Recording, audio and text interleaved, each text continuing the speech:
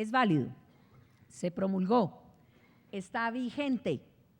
La Corte Suprema de Justicia y el gobierno colombiano y la estructura del sistema jurisdiccional no ha creado las salas ni de instrucción ni la sala especial de instancia.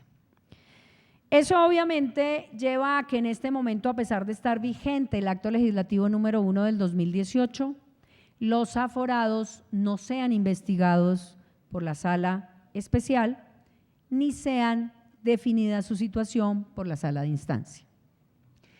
¿Cuál es el momento en que estamos viviendo? Se está haciendo una selección de los magistrados que van a ser parte de esas salas.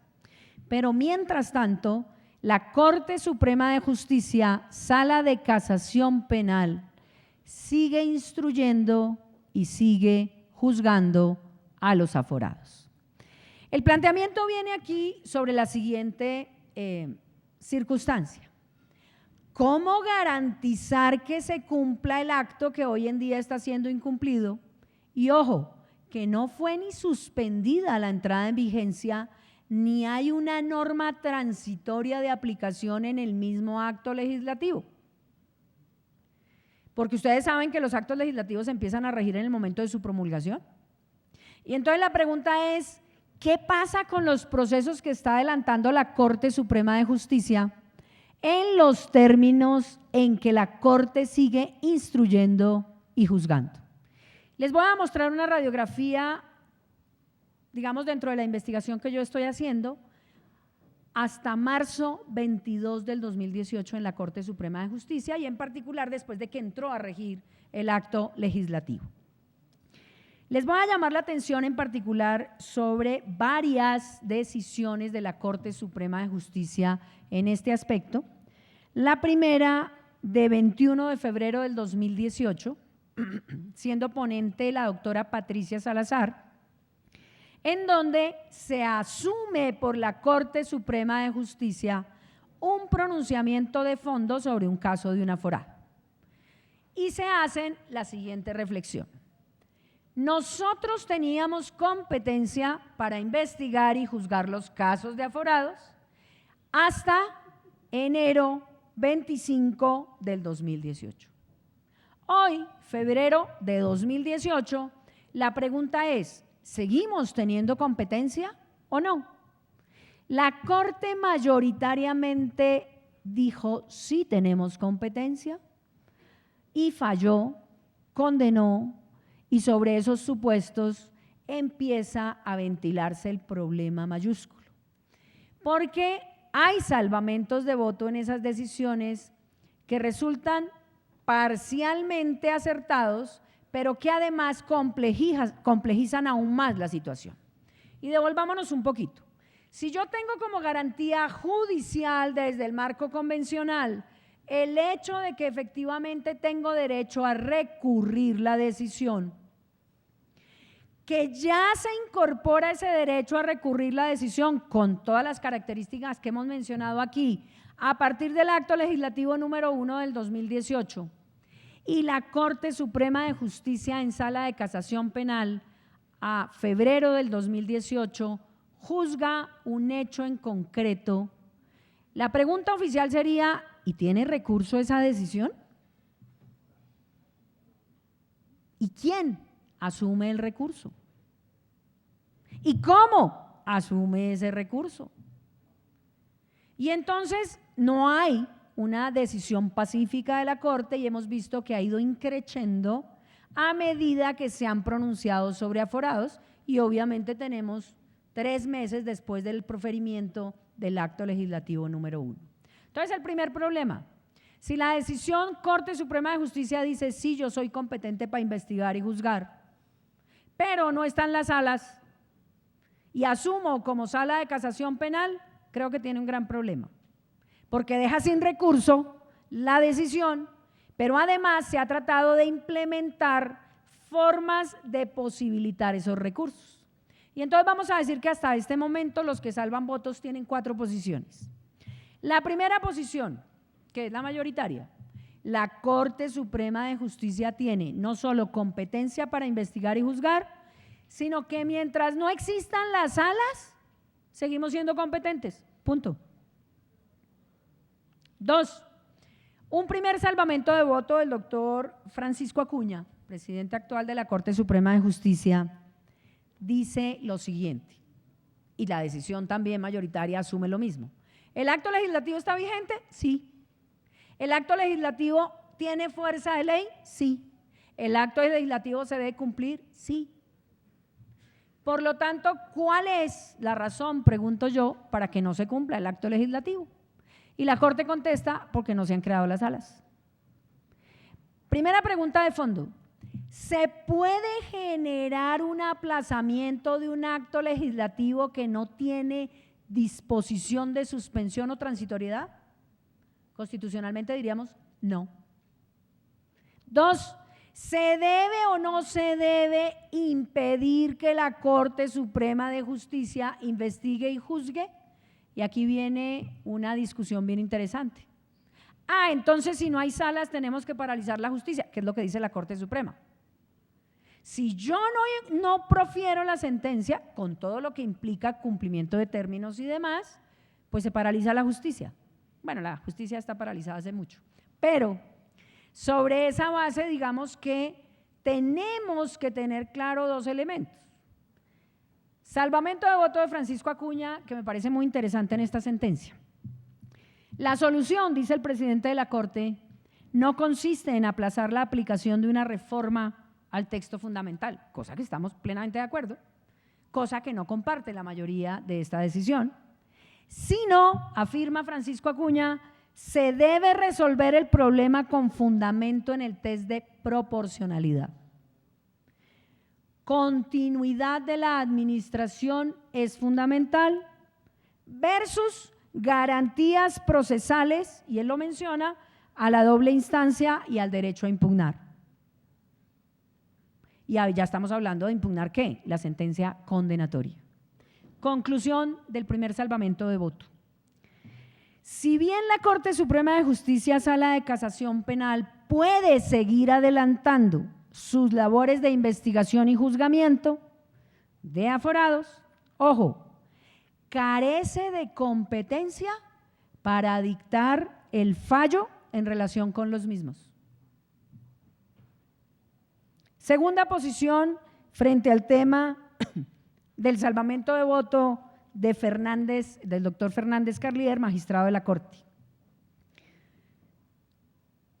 Él dice, miren, debe seguir la investigación, debe seguir el juzgamiento y al estar propuestos los recursos dentro de la ley 906 y la ley 600 contra la sentencia, considera que al obrar la sala actual en primera instancia y proferir el fallo, se debe admitir la procedencia de la impugnación por vía de apelación.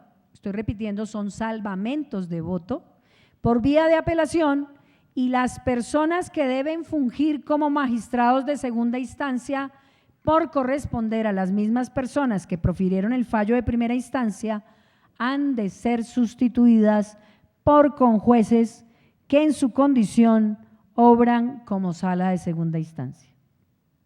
¿Qué pasó con esa doble conformidad? ¿Qué pasó con la revisión integral? ¿Los conjueces me garantizan una revisión integral siendo conjueces de la Sala Penal de la Corte Suprema de Justicia? 3. Salvamento de voto del doctor Eider Patiño. El estándar internacional, lo menciona el doctor Eider Patiño, exige disgregar a los funcionarios que investigan y los funcionarios que juzgan y a la vez que garantiza el recurso de impugnar.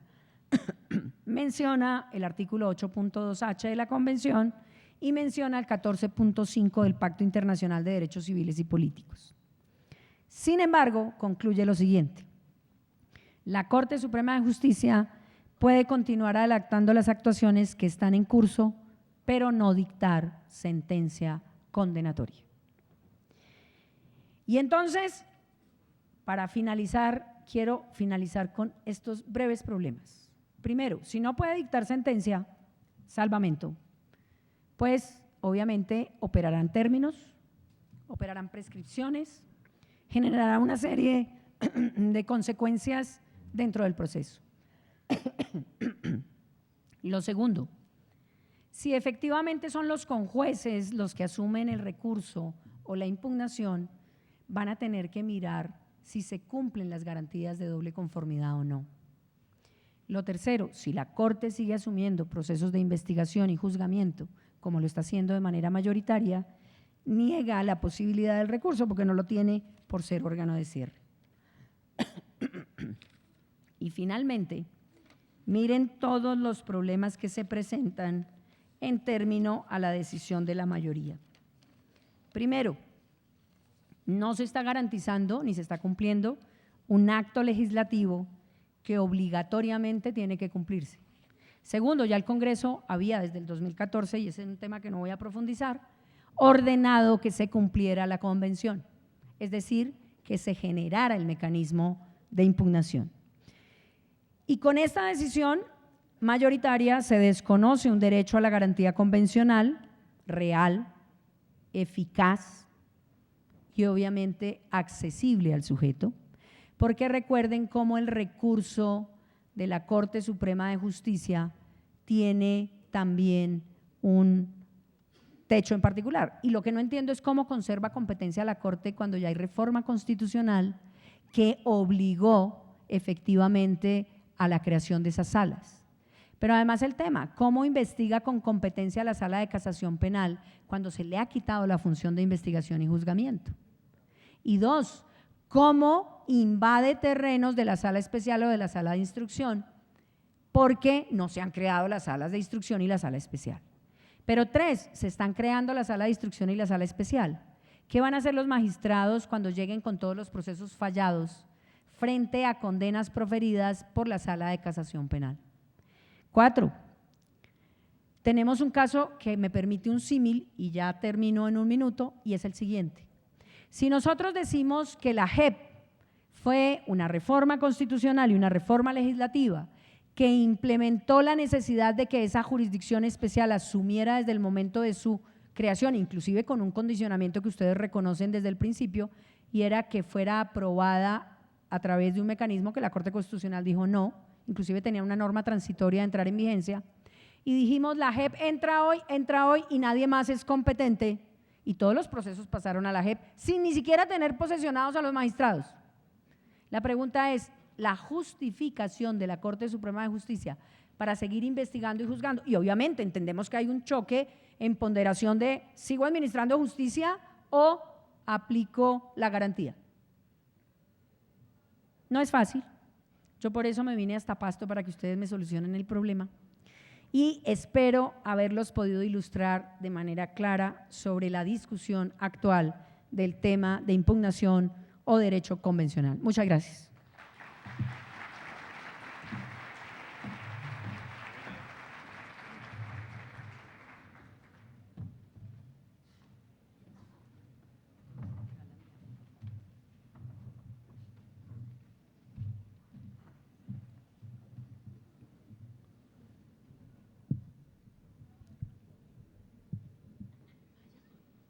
Les recomendamos que consulten frecuentemente la agenda definitiva del Congreso en la página del mismo, que la pueden consultar en derecho.udenar.edu.co. En el transcurso del día se informará el nombre de los finalistas del concurso 3 y F. La final será esta noche, por favor, estar pendiente de los participantes interesados en esta información. A continuación se dirige al auditorio el doctor Diego Yáñez Mesa, quien dictará una conferencia que ha titulado Responsabilidad constitucional, el juez de tutela en la reparación de daños. Con ustedes, el doctor Yáñez Mesa.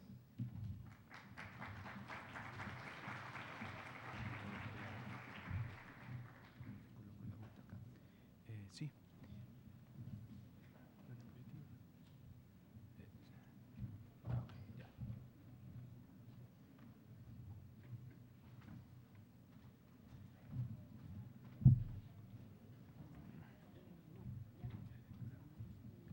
¿Es esta, ok?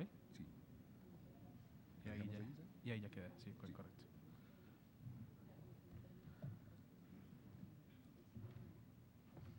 Ok, muy buenos días a todos. Copiaré un saludo clásico del profesor Hernán Fabio y diré que por economía procesal quedan saludados todos. Debo hacer una aclaración y es que frente a la información que se reporta en la publicidad, aún no tengo mi doctorado. Seguramente, si lo tuviera, sería menos frondosa mi cabellera en este momento.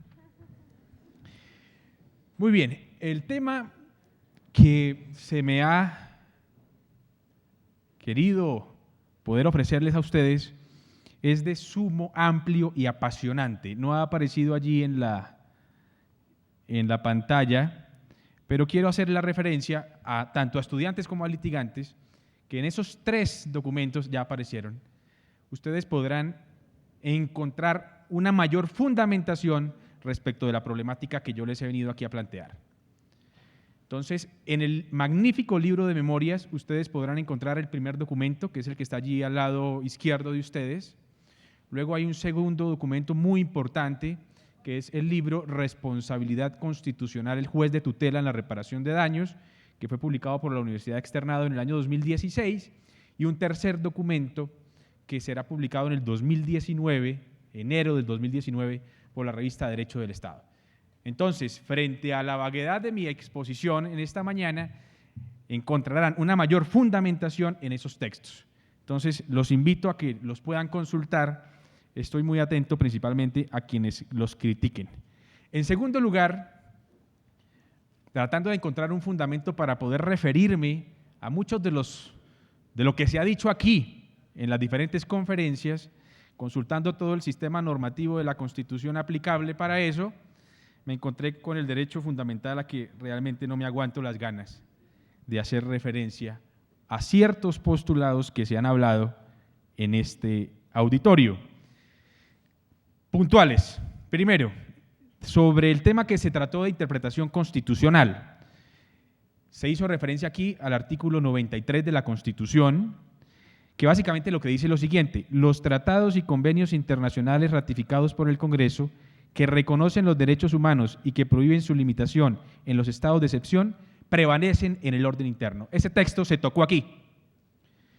En punto de interpretación, esta es una disposición que yo creo que para ninguno de nosotros exige mayor esfuerzo. No es una disposición que no sea clara, es clara, no es ambigua, no es oscura, no es tenebrosa, gris.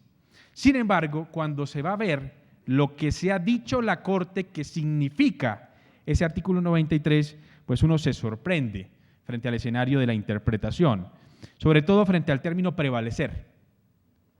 Pienso que todos aquí tenemos una idea de lo que significa la expresión prevalecer. Pero vámonos al diccionario de la Real Academia. Dice: dicho de una persona o de una cosa, sobresalir, tener alguna superioridad o ventaja respecto de otra. Aquí, frente al texto, lo que se ha de entender es que existe el sistema dualista, donde hay una superioridad del sistema normativo del derecho público internacional en esta materia sobre el orden interno, y frente al orden interno se entendería comprendida la Constitución. Ese es el entendimiento desde el texto del artículo 93, que insisto, es claro, no es oscuro, no es gris, no es tenebroso, etc. Cuando se va a ver qué se dice por la Corte, ustedes pueden encontrar en la sentencia C-225 del año 95 más o menos lo siguiente: cuando el constituyente expresó que había ciertos tratados que prevalecen en el orden interno, ello significa que tienen rango y jerarquía constitucional, es decir, que se entienden incorporados a la Constitución a su mismo nivel. Entonces, cuando se enfrenta uno a estas hipótesis, realmente, bueno, ¿qué se está haciendo aquí? ¿Esto es un ejercicio de interpretación o esto es un ejercicio de arrasamiento de la norma? Donde realmente lo que se hace al final es hacerle decir a la disposición lo que no dice. Y esto es un ejemplo sencillo, pero que ciertamente se traduce a escenarios mucho más complejos. El segundo punto que quiero hacer referencia sobre algo que se dijo acá es que no todas las víctimas, y son víctimas reales, no solo quieren abrazos y placas y monumentos con el nombre de sus hijos que han sido masacrados y han sido víctimas. De tal manera que la reparación sí es un asunto estructural y la reparación no categorizada y clasificada, sino integral. Ahora, es cierto que cuando se analiza ese derecho a la reparación, por ejemplo, contrastándolo con la víctima del conflicto en el proceso FARC, y se contrasta ese reconocimiento de perjuicios con una concepción de integralidad, por ejemplo, desde la que se tiene en la jurisprudencia del Consejo de Estado, pues es muy difícil realmente concebir una reparación integral. Y pensemos en los más de 6 millones de víctimas por desplazamiento forzado, que ese fue un dato que se dio aquí y es correcto.